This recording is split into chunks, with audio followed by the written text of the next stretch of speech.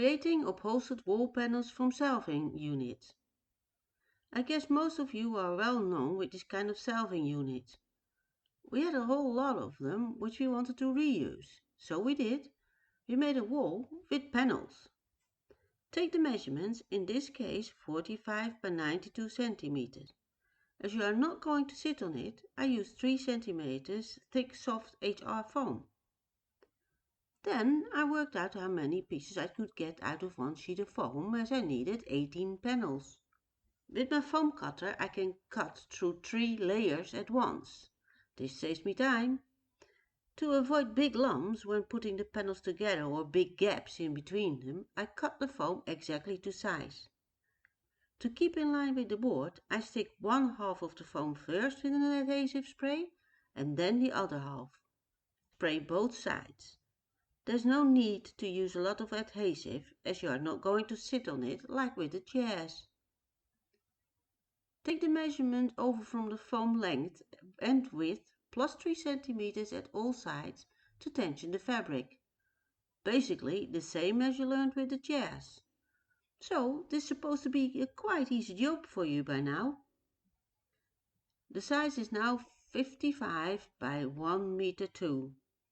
Instead of using Dacron fiberfill, I used the sheep wool to get a bit of a rounded edge. You can cut it with scissors. As it is a bit thick, I split it in half.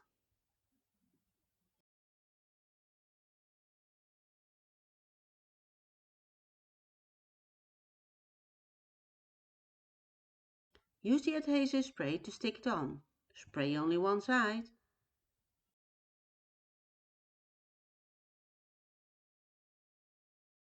The fabric. For this project I used cotton canvas with a weight of 350 grams per square meter, in a few different colors. It's very bright and the paneled wall will be a conversation piece. I might need some sunglasses.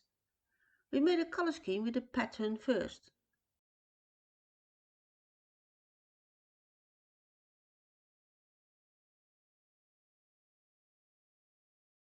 I've made a template because I have to create 18 panels and this is time saving. Plus you are sure you have all your fabric pieces cut out at the same size. To keep the template in place I use some weights, which are door stoppers by the way. Now it's time to draw the rectangular shapes onto the fabric and cut them out. I like to work systematic with this kind of orders. First cut all the foam, then stick the sheets on the shelves, then apply the wool, then cut the fabric. I do the fabric as last, so no adhesive spray is near it. So when all done, it's time to apply the fabric onto the panels. If you followed the course from lesson 1 to this lecture, this is now a real easy job for you. Just watch me doing it. Here comes my mantra again.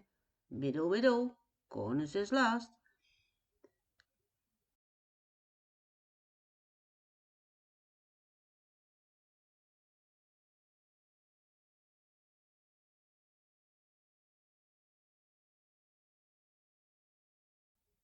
For the corners, cut out a rectangle shape to avoid big lumps and fold and fasten.